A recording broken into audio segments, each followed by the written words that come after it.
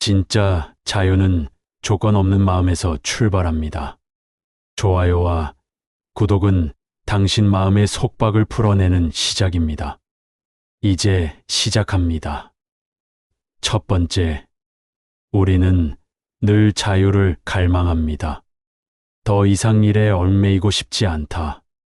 누군가에게 휘둘리고 싶지 않다. 이 관계에서 벗어나고 싶다. 그런 마음을 품은 채 여행을 가고 옷을 사고 인간관계를 끊으며 자유를 찾아 나섭니다. 하지만 이상하게도 그 모든 행동 이후 우린 여전히 자유롭지 못합니다. 몸은 풀려났는데 마음은 여전히 얽매여 있죠. 부처님께서는 말씀하셨습니다. 진짜 자유는 외부 환경을 바꾸는 것이 아니라 조건 없는 마음을 갖는 것에서 출발한다고. 이 말은 어떤 상황에서도 내 안의 마음이 조건에 흔들리지 않을 때 비로소 진짜 자유가 온다는 뜻입니다. 바꿔 말하면 내가 자유롭지 못한 이유는 바깥 세상이 아니라 그 세상에 반응하는 내 마음 안에 있다는 이야기입니다. 두 번째, 우리가 흔히 말하는 자유는 어딘가로부터의 해방이라는 의미입니다. 회사로부터 자유롭고 싶다. 가정의 책임에서 자유롭고 싶다. 돈 걱정 없이 살고 싶다. 모두 그럴듯한 말이지만 그 바탕엔 늘 조건이 따라옵니다. 회사에서 벗어나면, 가정에서 벗어나면, 돈이 많아지면 그때 나는 자유로울 것이다. 이런 마음은 자유를 조건부 상태로 만들어버립니다. 부처님은 바로 이 지점을 꿰뚫어 보셨습니다. 조건 위에 세운 자유는 결국 또 다른 조건에 속박될 수밖에 없다고. 진짜 자유란 무엇이 없거나 갖춰졌을 때 오는 게 아니라 지금 이 순간에도 자유로울 수 있는 마음이라고.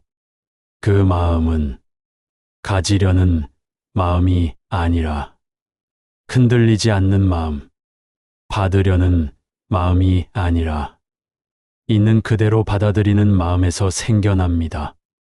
그리고 그것이 깨달음의 시작이기도 합니다. 세 번째, 많은 사람들이 말합니다. 시간이 많아지면 자유로워질 줄 알았는데, 여유가 생기면 마음이 편해질 줄 알았는데, 정작 자유가 주어지자 불안이 더 커졌다고. 왜일까요?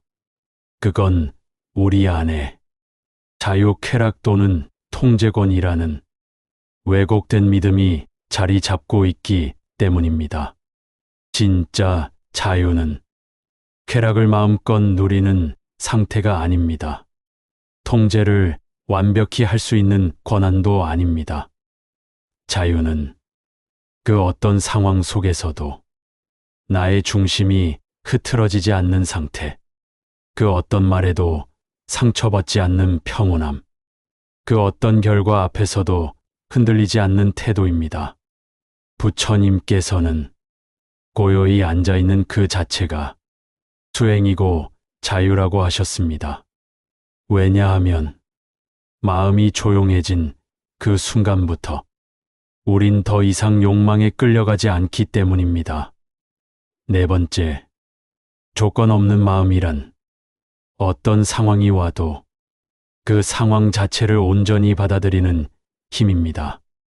누군가 나를 무시해도 그 말에 휘둘리지 않는 마음, 돈이 예상보다 덜 벌려도 그 불안에 휘청이지 않는 중심, 삶에서 원하는 것이 이루어지지 않아도 그 현실을 미워하지 않는 태도, 이 모든 것이 조건 없는 마음이 가져다주는 자유입니다.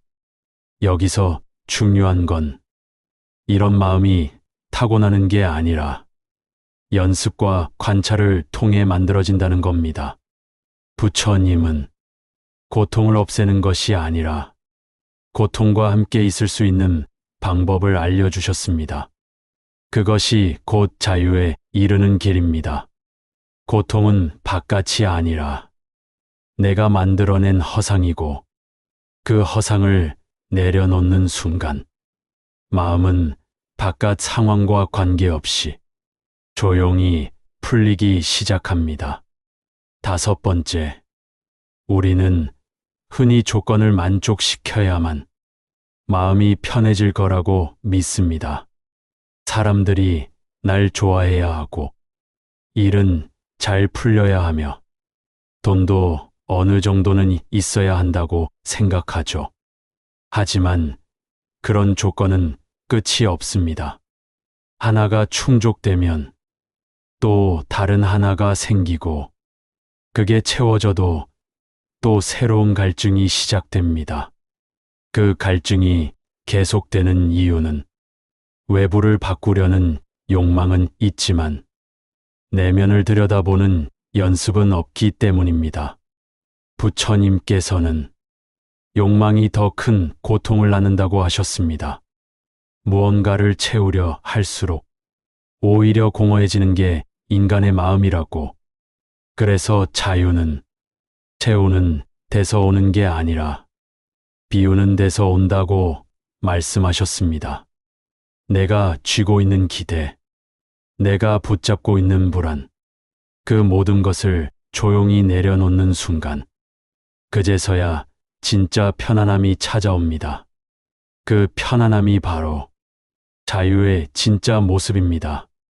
여섯 번째, 조건 없는 마음은 세상을 다 포기하는 마음이 아닙니다. 오히려 세상을 더 깊게 바라보게 해주는 시선입니다. 다툼이 일어나도 그 안에서 나의 집착을 발견하고, 슬픔이 와도 그 감정의 뿌리를 이해할 수 있는 여유, 그게 바로 자유의 태도입니다. 부처님은 모든 감정은 흘러가는 구름과 같다고 하셨습니다. 붙잡으려 할수록 무거워지고 그저 바라볼수록 가벼워진다고. 자유로운 마음이란 좋은 감정은 지나가게 두고 나쁜 감정도 떠나가게 두는 그 흐름 속에 있는 마음입니다. 무언가를 조절하려는 의지가 아니라 그대로 흘러가게 둘 수 있는 유연함. 그것이 수행자의 마음이며 자유인의 자세입니다. 세상은 변합니다. 사람도 변합니다. 그 변화를 막으려 하지 않고 그저 함께 걷는 것, 그 자체가 깨달음의 실천입니다. 일곱 번째, 진짜 자유는 외부의 평화가 아니라 내면의 수용에서 시작됩니다. 누군가 나를 비난해도 그 사람의 말은 그 사람의 업이고 내가 그것을 꼭 받아들일 필요는 없습니다. 부처님께서도 말씀하셨습니다. 누군가가 선물을 건넸는데 내가 그걸 받지 않으면 그 선물은 누구의 것인가? 받지 않으면 그건 그 사람에게 돌아가는 것이라고. 이처럼 상대의 말과 태도는 내 마음의 상태를 흔들 수 없습니다. 단지 내가 그 말에 의미를 부여할 때 고통이 시작되는 것입니다. 자유로운 마음은 상대의 태도에 반응하지 않습니다. 그 대신 자신의 중심을 붙들고 흔들림 없이 바라볼 줄 압니다. 그 고요함 안에서 세상의 소란은 더 이상 나를 해치지 못합니다. 그 마음이 바로 해탈이며 진정한 자유입니다. 여덟 번째, 우리는 하루에도 수없이 속박당합니다. 하고 싶지 않은 말을 억지로 하고 원치 않는 사람에게 미소를 지으며 해야 할 일과 되고 싶은 모습 사이에서 끊임없이 갈등합니다. 이런 삶 속에서 자유란 과연 가능한가? 부처님께서는 그 질문에 아주 단순하지만 강력한 답을 주셨습니다.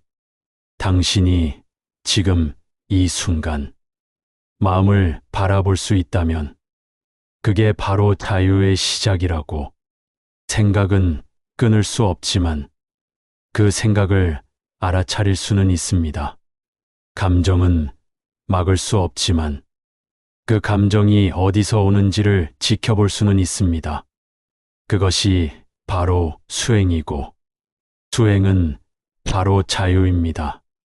누군가를 탓하고 싶을 때 그 마음을 바라보는 순간 우리는 이미 조건에서 벗어나기 시작한 겁니다.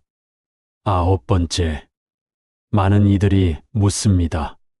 그래도 세상은 치열하고 현실은 냉혹한데 그 안에서 어떻게 조건 없는 마음을 가질 수 있느냐고. 부처님은 그것이 수행자의 길이라 하셨습니다. 모두가 분노할 때 한 사람은 침묵하고 모두가 집착할 때 한 사람은 내려놓습니다. 그 한 사람의 태도가 세상에 고요한 파문을 남깁니다. 그리고 그 사람이 자유를 선택했기 때문에 그는 비로소 자신과 남을 함께 자유롭게 만듭니다. 진짜 자유는 내가 자유로워지려 할 때가 아니라 타인의 자유를 허락할 수 있을 때 완성됩니다. 상대를 억누르지 않고 바라보며 기다리는 마음, 그 기다림 속에서 세상은 조금씩 평화로워지고 그 마음 안에서 내 삶도 평온해지기 시작합니다. 10번째, 우리는 자꾸만 어떤 상태가 되어야만 자유로워질 수 있다고 믿습니다. 하지만 부처님께서는 지금 이 자리, 이 순간, 이 호흡 안에도 자유는 충분히 존재한다고 말씀하셨습니다. 마음이 조용해지고 생각을 바라보는 연습이 시작되면 우리는 외부에 조건을 걸지 않게 됩니다.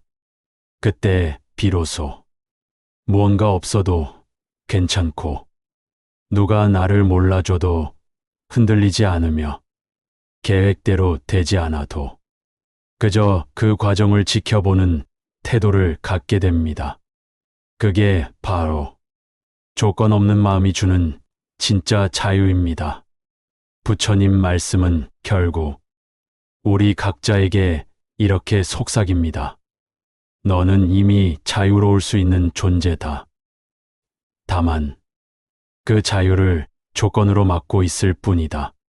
그 조건을 놓는 순간 당신의 삶은 지금 이 순간부터 달라지기 시작할 것입니다.